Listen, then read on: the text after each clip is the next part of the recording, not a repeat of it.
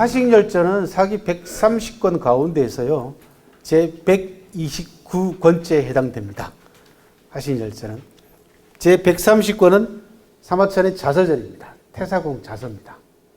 그러니까 자서전을 빼면은 화식열전은 실질적으로 사기 전체에 있어서 마지막 건에 해당됩니다. 대개 이제 우리는 서문이라 그러면은 책 대개 앞머리에다가 놓는 게 일반적이지 않습니까? 그런데 사마천 사기의 제일 첫 번째 건이 뭘로 시작되냐 그러면 오제본기라고 하는 전설시대 때 5 제왕들의 기록으로 시작이 됩니다. 그러니까 사마천 입장에서는 자기 자서전을 이 제왕들 기록의 앞에다가 내세우기가 민망한 거죠. 그래서 자기의 자서전을, 자기 집안 이야기를 제일 뒤로 빼돌렸습니다. 그러니까 실질적으로 화식열전은 실질적으로 사기 전체에 있어서 마지막 건에 해당되는 걸로 보시면 되겠어요. 여담입니다만은 제가 지금 사기 전체를 완역을 하고 있습니다. 아까 우리 최 선생님께서는 완역을 다 했다라고 소개하셨는데 그건 사실과 어긋나는 말씀이고요. 현재 7년째 사기 완역 작업을 하고 있는데 총 12권 분량 가운데 이제 3권밖에 안 나왔습니다. 그러니까 앞으로 9권이나 더 나와야 되는 그런 아주 대장정을 지금 현재 벌이고 있고요. 하루에 12번씩 더 후회하고 있습니다. 이거 12권 가운데 3권 내는데 7년씩 걸렸으니까 나머지 9권 내는데 도대체 이 페이스대로라면 21년이 더 걸려야 된다는 얘기인데 죽기 전에 끝낼 수 있을란가 모를 정도로 지난한 작업을 하고 있습니다. 어려운 이유 중에 하나는 번역이 어려운 것이 아니라 사기에 나오는 인명, 지명, 그 다음에 역사, 현장 이런 것들을 다 일일이 전부 다 부속품으로 만들어서 여러분들 독자들한테 제공을 하고 있습니다. 그러니까 사마천에 대해서 공부해 보신 분들은 아시겠지만 사마천은 13살 때부터 아버지를 따라서 역사 현장을 다니기 시작을 했고요. 20살 때는 약 3년간에 걸쳐서 천하를 여행을 합니다. 그리고 입사해서도 벼슬살이를 하면서도 6, 7차례 천하 여러 군데를 떠돌아다닙니다. 그러니까 물론 황제를 수행했던 그런 여행도 있습니다만 전후 한 10차례 가까이 대여행을 했던 인물입니다. 그 가운데서도 20살 때 했던 3년간에 걸친 천하 대주유는 사기를 생생하게 만들어주는데 가장 중요한 작용을 합니다. 역사라는 학문은 시간과 공간의 학문입니다. 그렇죠? 기본적으로 언제 어디서입니다. 다른 게 아니고 거기에 누가 그 다음에 역사가는 거기서 어떤 일이 일어났으며 그것이 왜 일어났는가 라는 부분까지 얘기를 해주면은 역사가가 해야 될 역할 가운데 중요한 역할이 끝나는데 기본은 언제 어디서입니다. 그러니까 시간과 공간이죠. 그죠? 역사가가 해야 될 가장 중요한 그 책임 가운데 혹시 여러분들 자제분들 가운데서 역사과 가고 싶어하는 자제분들이 있거나 또는 그런 공부하는 분들이 있으면은 사료더미에만 파묻혀가지고는 역사 공부가 안 됩니다. 그러니까 현장을 확인을 해야 됩니다.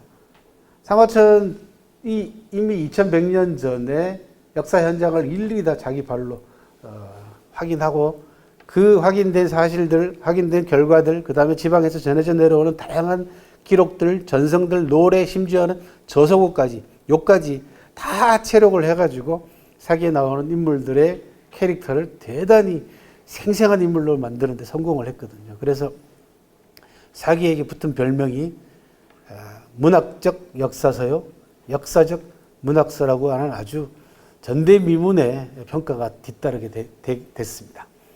이 부분은 굉장히 중요합니다. 여러분들 역사하면 역사가들의 책을 쓰면 굉장히 딱딱하고 재미없게 쓰고 논문은 더더군다나 말할 것도 없지 않습니까? 그런데 사마천 사기는 역사가가 역사를 어떻게 연구하고 어떻게 써야 되는가라는 모범을 보여줍니다. 그 역사 논문이나 역사책은 재밌으면 어디가 덧납니까? 그죠? 사기에 나오는 열전 특기 같은 인물들에 관한 기록을 보면은 너무너무 생생하고 너무너무 재밌습니다. 그래서 역사와 문학의 경계를 허물어버린 또 유일한 최초의 역사학자이기도 합니다. 그래서 그것 때문에 저는 사기를 완역을 하면서 사마천이 다녀본 현장은 무조건 다 가봐야 되고 사마천이 가보지 못한 데까지 다 다니고 있는 그런 상황입니다. 그래서 올해로 22년째 제가 중국의 역사 현장을 다니고 있는데 작년까지 한 170차례 정도 중국을 다녔습니다. 그래서 하도 완력 작업이 잘 안 되고 힘이 들 때마다 이렇게 누워가지고 천정을 쳐다보면서 하늘을 쳐다보면서 저기다 내가 얼마를 뿌렸나. 집안채 값은 뿌린 것 같더라고요. 비행기 값으로만 그 정도 뿌린 것 같습니다. 시간은 초월할 수 없습니다. 그렇죠? 과거사를 연구하는 현재 역사가 입장에서 수천 년 전에 불과 1년 전의 시간도 초월할 수는 없죠. 타임머신이 발명되기 전까지는요. 그렇죠? 과거로 돌아갈 수 있는 타임머신이 발명되기 전까지는. 하지만 남아있는 공간을 확인해야 되지 않냐는 겁니다. 그 공간이 비록 폐허만 남아있더라도, 그죠? 터만 남아있더라도, 또는 다 부서지고 담장 일부만 남아있더라도 현장을 확인해야 됩니다. 왜 현장을 확인해야 되냐면 현장에 가게 되면은 시간이 줄 수 없는 현장감이 전달이 됩니다. 그러면은 이 대목에 대한 연구라든지 묘사가 아무래도 현장을 가보지 않은 묘사하고는 달라질 수밖에 없지 않겠느냐라는 그런 생각에서 지금까지 역사 현장을 일일이 제 발로 다니고 있습니다. 태사공 자서는 사마천 집안 이야기고 사기 전체에 관한 간략간략한 소개입니다. 그러니까 정말 서문이 맞죠. 그래서 사기를 읽으려면 사실 이거부터 읽는 게 맞습니다. 서문이고 실제로. 그래서 나는 왜 오제봉기를 썼으며 내가 왜 화신열전을 쓰게 됐는가 이런 부분들을 한 대여섯 줄로 짤막짤막하게 전체를 다 소개하고 있고 그 다음에 자기 집안 이야기를 하고 있습니다. 그러니까 이게 서문이 맞습니다. 그런데 아까 말씀드린 대로 제일 첫 번째 건이 제왕들의 기록이 되다 보니까 자기 기록을, 자기 집안 이야기를 맨 앞에 내세우기가 민망하고 그래서 겸손의 차원에서 제일 뒤로 빼돌렸습니다. 제가 완역을 하면서 큰 마음을 먹고 제일 마지막 권을 제일 앞으로 빼돌렸습니다. 서문으로 실제로.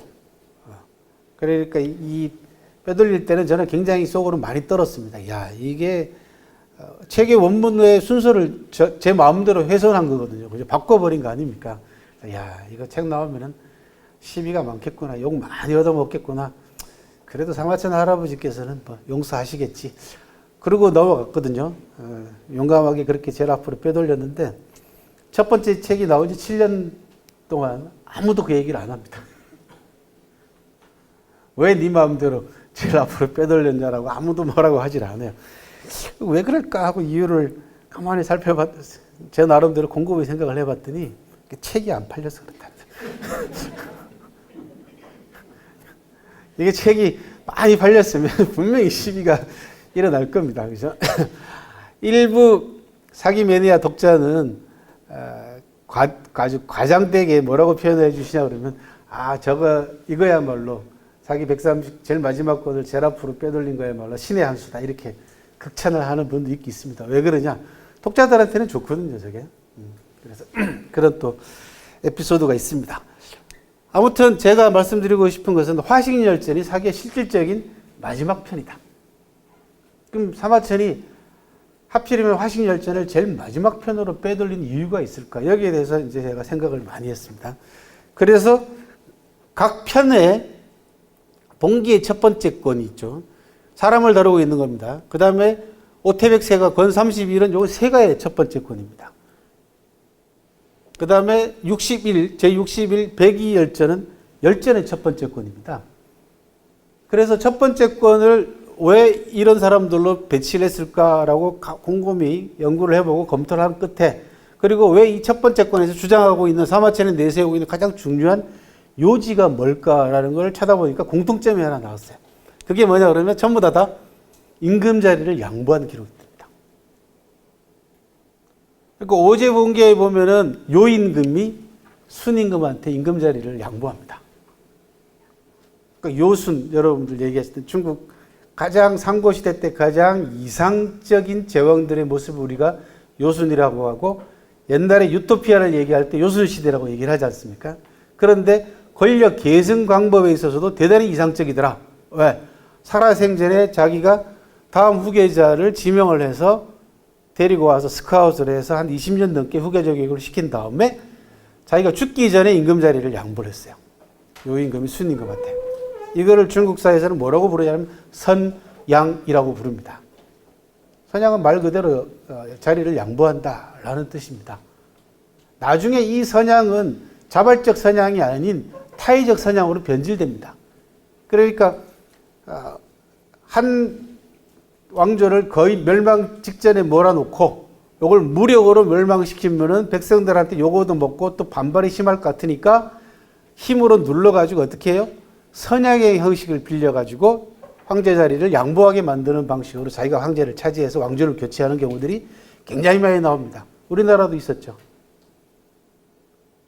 태조 이성계가 고려 마지막 임금 공양왕인가요? 마지막 임금한테 취한 행위가 바로 선양입니다. 임금 자리를 이성계한테 넘겨주게 함으로써 그 뒤에는 물론 무력이 이제 작용을 하고 있는 거죠. 겁이 나서 양보하는 겁니다.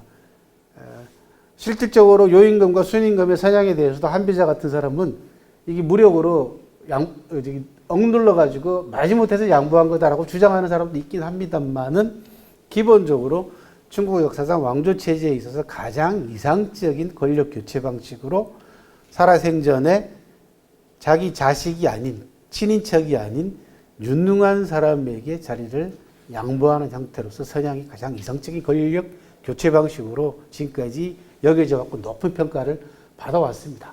그것 때문에 요임금과 순임금이 중국 역사상 최고의 제왕으로 이상적인 제왕으로 추앙받아왔고 그 시대가 유토피아, 요순 시대라고 해서 유토피아로 지금까지 칭송을 받아왔던 겁니다. 믿을 만한 사실이 못 되는 것 같지만 대단히 흥미롭게도 이 선양 방식이 지금 중국의 국가 지도자를 뽑는 방식하고 연결되어 있습니다. 잘 보시면은 중국의 당 총석이, 그러니까 국가 주석을 뽑는 방식을 잘 보시면 여러분들 중국의 국가 주석이 지금까지 단 한 사람 자기 친인척을 뽑은 사람이 있던가요? 없죠.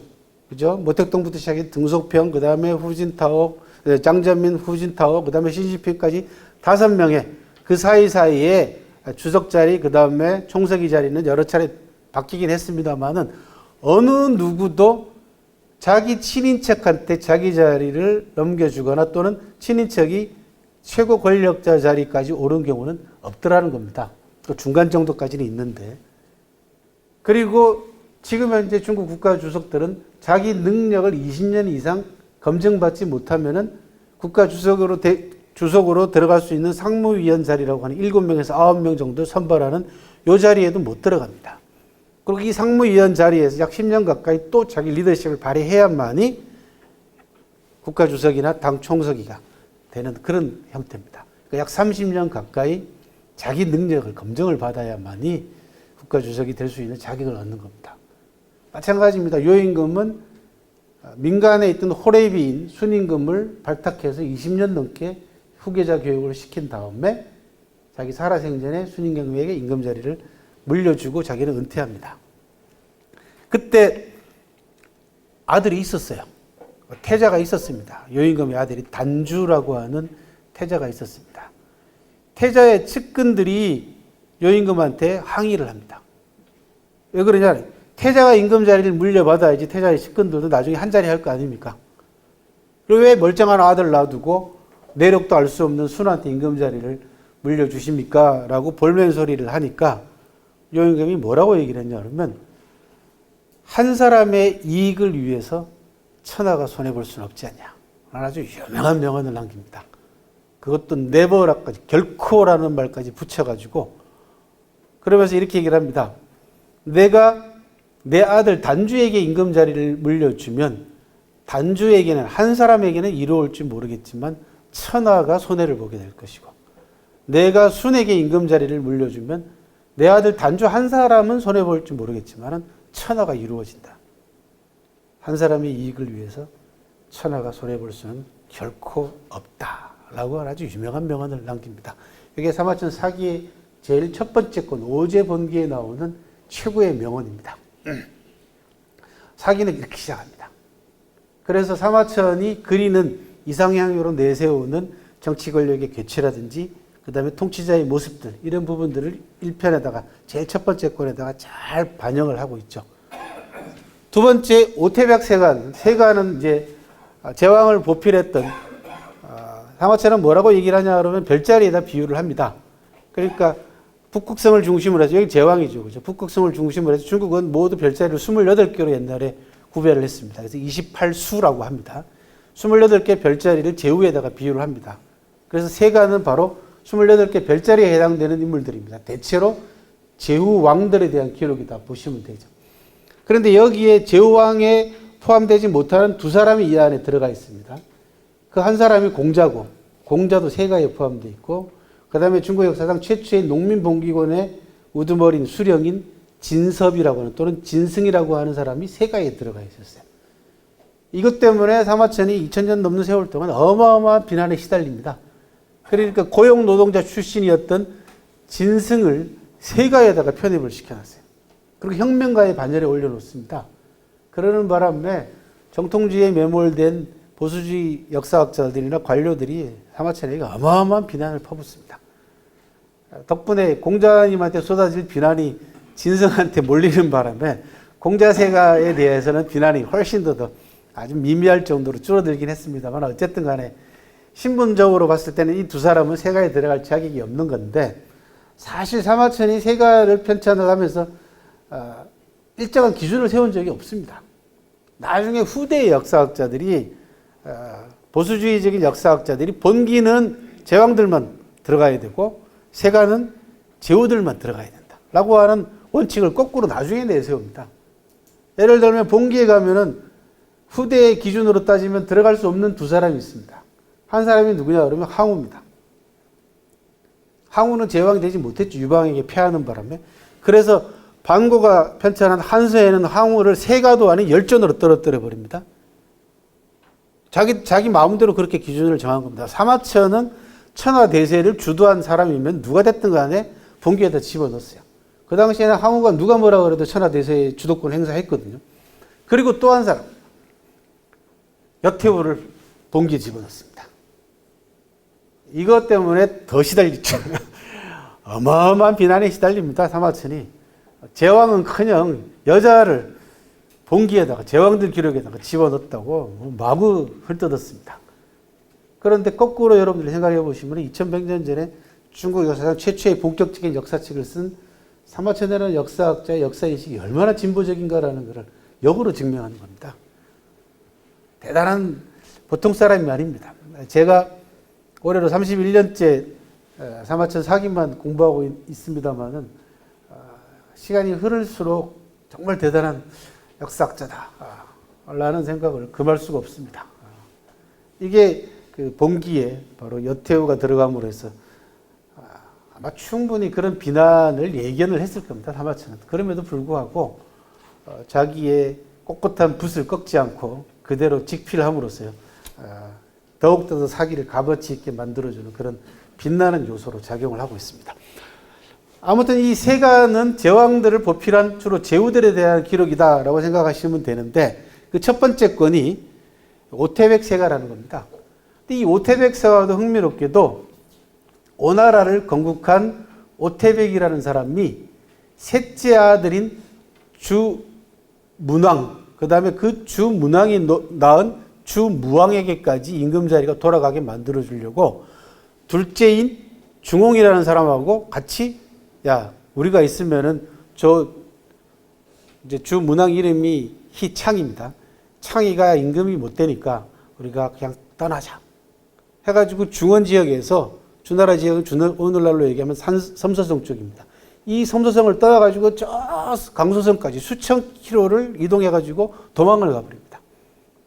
여러분들이 중국에서 소주라고 하는데 들어보셨죠, 그죠? 거기가 오나라입니다. 소주하고 무석 이런 데가 오나라의 근거지입니다. 거기까지 도망와가지고 오나라 지역에서 새로운 나라를 만듭니다. 그게 오나라입니다. 그리고 그 시조가 태백이야.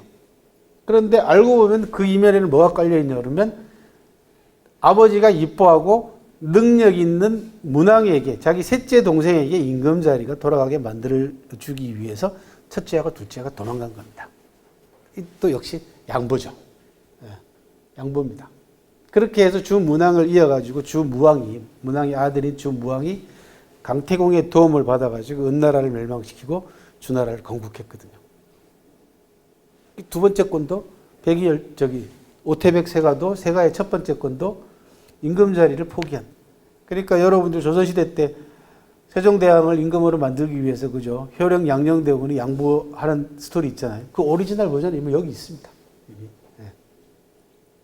근데 실질적으로 그 이면을 들여다보면은 여러분들이 알고 있는 아름다운 양보하고는 상당히 거리가 멉니다. 조선시대 때 효령하고 양녕 같은 경우는. 효령 같은 경우는 뭐 90까지 살았나 아마 그럴 겁니다. 아마 90까지 살았는데 죽을 때까지 정치에 아주 깊숙하게 개입을 하거든요. 그 다음 열전의 첫 번째 건인 백이열전도 임금 자리를 양보한 이야기입니다. 백이하고 숙제, 형제잖아요. 그죠? 백이하고 숙제가 고죽국의 왕자입니다. 근데 아버지가 동생에게 임금 자리를 물려주고 싶어 하는 걸 보고는 형인 백이가 양보하죠. 그랬더니 동생도 나도 싫어요, 형님. 그리고 둘이 같이 도망가는 겁니다. 수양산에 들어가서 숨어서 그 당시 주나라가 막 건국됐을 당시인데 주나라 땅에서 나는 곡식은 먹을 수 없다 해서 수양산에서 고사리 뜯어먹다가 고비 뜯어먹다가 굶어서 죽었다라는 유명한 전설을 남기고 있는 기록이 백이숙제 기록이죠. 조선시대 때 사육신 가운데 한 분이었던 성삼문 선생이 그랬잖아요. 그 고사리는 누구 땅에서 난 거냐.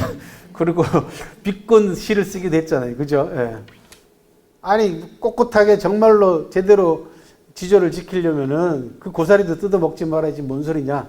나중에 그 세조하고 성삼문하고 이 국문을 할 때 얘기가 대화가 있지 않습니까? 그동안에 나한테 녹 받아먹고 뭘 나한테 반대하냐 그랬더니 우리 집 가봐라. 니한테 받은 거 다 있다. 그래서 받은 녹봉 전부 다 창고에 쌓아뒀다는 거 아닙니까? 하나도 쓰지 않고. 그러면서 성삼문이 쓴 시가 그 고사리는 누구 땅에서 났냐라는 시를 썼다는 거죠. 내 지조가 백이 숙제보다 더 고상하다라는 의미겠죠. 그죠? 아무튼 열전의 제일 마지막 편, 첫 번째 편도 양보로 시작한다는 겁니다. 그러니까 전부 다 위에 부분들이 아주 고상한 정신세계를 표출하고 있는 기록들 아닙니까? 그죠? 그런데 열전의 제일 마지막 편은요, 물질 이야기로 끝납니다.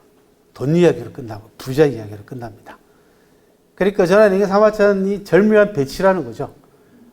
사람을, 인간을 다루고 있는 본기세가 열전의 모든 편의 첫 번째 편을 우리의 정신적 차원의 문제, 정신적 경계의 문제를 가지고 다루고 있다가 제일 마지막에 가가지고 물질 이야기로 단호의 막을 내리는 마무리를 하는 아주 절묘한 수순을 보여주고 있지 않냐. 현재까지 제가 화신열전에서 찾아낸 기본적인 순서상의 장점과 특성과 매력은 그 정도로 찾아냈습니다. 앞으로 공부자에 따라서 좀 더 다른 점이 발견되리라고 생각을 합니다.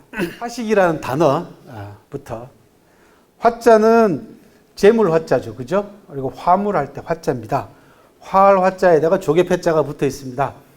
그래서 어떤 형태의 물건이, 원래 오리지널 형태의 물건이 어떤 다른 형태로 바뀐 걸 얘기를 합니다. 그러니까 비단 실을 가지고 짜면은 옷감이 되잖아요.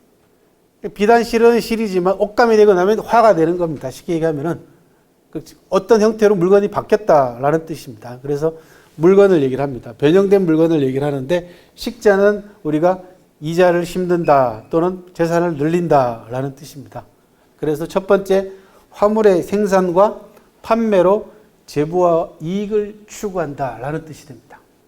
그러니까 상인들의 장사하고도 밀접한 관계를 가지고 있겠죠. 열전은 사람들 이야기니까 이런 방식으로 화물을 생산하거나 이런 것들을 팔아가지고 재산을 늘린 사람들 이야기다. 그러니까 쉽게 얘기하면 장사꾼 이야기고 상인들 이야기다. 그런 이야기죠. 논어에 보면은 공자님이 자기 제자인 수제자인 자공에 대해서 이렇게 얘기합니다. 사불수명이나 사는 자공의 이름입니다. 예. 단목사잖아요. 자공이. 단목은 성이고 이름이 사예요. 자공은 명을 받지 않았는데도 명을 받지 않았다는 얘기는 뭐냐면 관청의 수주를 얘기합니다. 그러니까 관청이나 정보기관하고 결탁한 걸 얘기를 합니다. 그런 거 없이도 화식언이다. 돈을 많이 벌었다. 그렇게 얘기를 합니다. 그래서 자공의 치부를 저렇게 표현을 했어요. 자기 능력을 가지고 자기 사업 수완을 가지고 돈을 많이 벌었다는 말로 저렇게 얘기를 합니다. 관청의 관의 수급이라든지 또는 권력자들하고 결탁을 해가지고 편안하게 장사하지 않고도 그런 거 없이도 돈을 많이 벌었다라고 하는 데서 화식이 나왔고요. 두 번째는 상인이라는 단어로 사용되기도 하고요. 세 번째, 재물이나 상품을 뜻하기도 한다. 그 다음에 이와 관련되어 있는 저작물로는 사기의 화식열전이 최초의 저작물이 되고, 한서에 가면은, 두 번째 책인 한서에 가면은 식화지로 바뀝니다. 그리고 이 식화지는 부자들 이야기가 아니라 주로 경제 정책이나 그 다음에 토지나 인구에 관한 형식적인 기록으로 바뀌었다라는 말씀을 처음 드렸습니다. 아까 말씀드린 대로 화식열전에 관해서는 역대로 어마어마한 비난에 시달렸다라고 말씀을 드렸죠. 그죠? 거기에 대한 간단한 몇 가지 사례만 말씀을 드리겠습니다. 사마천 사기를 이어가지고 두 번째 정사, 중국은 정부가 주도해가지고 왕조가 주도해서 학자들을 여러 명의 학자들에게 편찬을 맡겨가지고 공식적으로 역사책을 쓰게 합니다. 이걸 관찬사서라고 합니다. 그리고 그걸 줄여서 뭐라고 부르냐 그러면 정사라고 부릅니다. 발을 정자, 역사사자를 씁니다. 중국의 정사는 모두 24종류 또는 25종류를 꼽습니다. 청나라 시대 때 역사까지. 그래서 24사 또는 25사라고 합니다. 그 24종류 또는 25종류의 첫 번째 책이 사마천 사기입니다. 그러니까 중국의 정통 역사책의 출발은 사마천 사기로부터 출발합니다. 여러분들도 잘 아시는 18사략이라는 거 들어보셨죠? 그죠? 18사략은 18종류의 정사가 나와 있었기 때문에 그거를 간략간략하게 줄여가지고 요약본을 만들었어요. 18종류의 정사를 사마천 사기부터 시작해서. 그래서 그걸 18사략이고 그 이후에 또 나왔기 때문에 지금은 24사 또는 25사라고 부릅니다. 18사략은 우리나라에서는 그 돌아가신 만화가인 고우영 선생이 만화로 18사략을, 만화 18사략을 그려가지고 우리나라에 큰 인기를 끈 적이 있습니다. 사마천 사기 다음으로 두 번째 역사 정사를 남긴 반고라는 사람의 한서에는 이 화식열전을 뭐라고 얘기했냐 그러면 권세와 이익을 숭상하고 빈천, 가난하고 천한 것을 부끄럽게 여기게 만들었다. 이렇게 얘기를 합니다. 그러니까 돈 이야기 함으로써 사람들에게 내가 가난하고 천하게 사는 것을 부끄럽게 만들었다. 그래서 너나 할 거 없이 전부 다 돈 버는 쪽으로 달려가게 만들므로써 사회적 기풍을 타락시켰다라는 의미로 저렇게 비판을 했습니다. 저 비판 이후로 반고의 비판을 받아가지고 많은 사람들이 화식열전에 대한 비난을 쏟아냈는데 그 가운데 가장 지독한 몇 사람만 소개하면 이렇습니다. 왕약허 같은 인물이 금나라 때 사람인데요. 인의를 무시하고 빈천을 부끄럽게 여긴 사마천의 죄악은 죽여도 시원찮다. 살벌하죠, 그죠? 아니 사대부가 점잖게 말이야 어지린자 그 다음에 의리 인의를 얘기를 해야지만 어디 돈 얘기하냐 이거예요. 응? 가난하게 살지언정 말이야 돈 이야기하면 안 된단 말이죠. 그러니까 위선에 가득 찬 우리나라 양반 사대부를 떠올리게 만듭니다. 그죠? 자기들은 노비를 부려가지고 떵떵거리면서 잘 살아놓고 앞에서 누가 돈 얘기하면 점잖지 못하게 그런 풍조는 지금도 우리한테 남아있어요.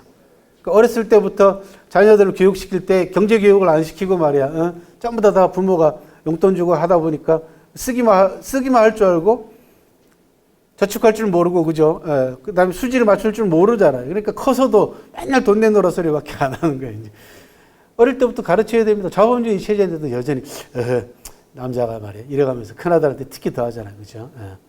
야, 걱정하지 마. 엄마 아버지가 다 해결해 준다는 거. 돈 같은 거 신경 쓰지 말고 공부나 해. 맨날 그러잖아요. 그죠? 그러고는 나중에 갖다가 돈 갖다 쓰면 이런 왼수 같은 놈. 우리 양반 의식이 그대로 남아있어서 그렇습니다. 여전히 그 돈과 재물 이런 거 얘기하는 걸 천시 여기던 그런 풍조가 우리 사회에 있다 보니까 왕약의 이야기도 결코 그죠? 낯설게만 들리질 않습니다. 왕약은 그래도 솔직한 편입니다. 진관이라고 하는 학자는 뭐라고 얘기했냐면 사마천이 부와 이익을 강조한 것은 그가 사형을 면할 수 있는 돈이 없어 궁형을 자청할 수밖에 없었던 처지에 대한 불만의 표시다라는 굉장히 천박한 평가를 내립니다. 사마천은 여러분들도 아시다시피 47살의 황제한테 바른 말 하다가 옥에 갇힙니다. 괘씸죄에 걸려서. 48살에 억울하게 반역죄를 뒤집어 쓰고 사형 선고를 받습니다. 사기를 완성하지 못한 상태에서 사마천이 사기를 완성하기 위해서 49살의 나이로 자기 자신의 성기를 자르는 궁형을 자청하고 정말 천신반고 끝에 하늘이 부어와서 살아남아서 50세에 옥에서 풀려나서 한 5, 6년 정도 심혈을 기울여서 완성하고 세상을 떠난 그 책이 지금 우리가 보고 있는 사기라는 역사책입니다. 다른 역사책하고는 차원도 다르고 수준도 다르고 정신세계가 완전히 다른 책입니다. 그런데 한나라 법에 따르면 사형수가 사형을 면할 수 있는 두 가지 방법이 있었습니다. 하나는 궁형을 자청하는 것이고 또 하나는 돈을 내는 방법이 있었습니다. 실제로 50만 전이라고 하는 속전을 내면은 사형을 면할 수가 있었어요. 뭐 학자가 돈이 어디 있습니까? 그리고 주변에 있는 권세가들도 아무도 사마천을 도와주지 않습니다. 왜? 이 황제한테 괘씸죄에 걸렸기 때문에 반역자를 도와줬다고 하는 자기한테도 어떤 불똥이 떨어질지 모르잖아요. 그러니까 아무도 안 도와줍니다. 그 고립무원의 그 처절한 고독 속에서 사마천이 자기한테 주어진 시대적 소명을 다하기 위해서 사기를 완성하기 위해서 자기 자신의 성기를 자르는 아주 끔찍한 형벌을 자청을 했거든요. 전문가들의 견해에 따르면 2100년 전 49살의 나이에 남성이 성기를 자르는 형벌을 자청하고 살아남을 확률은 20%도 안 되었다라고 얘기를 합니다. 그 지독한 처절한 결단, 그죠? 선택, 이 지점이 사마천의 정신세계를 나타내주는 가장 중요한 지표가 아니겠습니까? 그런 고귀한 선택을 이 인간은 뭐라고 얘기했냐면 자기가 돈이 없어가지고 궁형당한 게 불만을 품고 그래서 돈 이야기했다라고 하는 굉장히 천박한 평가를 내렸죠. 그죠? 그런가 하면은 사마천을 높이 평가한 기록도 있습니다. 염철론이라고 하는 사마천과 거의 동시대에 나와 있는 경제 전문서 책에 보면은 사마천에게 자자를 붙여줍니다. 아들 자자를 붙여서 사마자라고 존칭을 합니다. 동양에서는 자자를 붙여주면 대단한 존칭, 선생님이란 뜻입니다. 예, 공자, 맹자 다 그런 거죠. 그러다가 근대 이후 서구 열강의 침탈로 경제력이 국력이다라는 걸 실감하고 난 이후로 중국의 학자들이 사마천 사기와 그 가운데에서도 화식열전을 바라보는 시각이 완전히 바뀌기 시작을 합니다. 그렇게 해서 지금은 화식열전은 사기 130편 가운데에서 최고의 명편이다. 화식열전을 읽지 않고 사기를 말하지 말라라고 하는 평가까지 나올 만큼 명편으로 현재 평가를 받고 있습니다.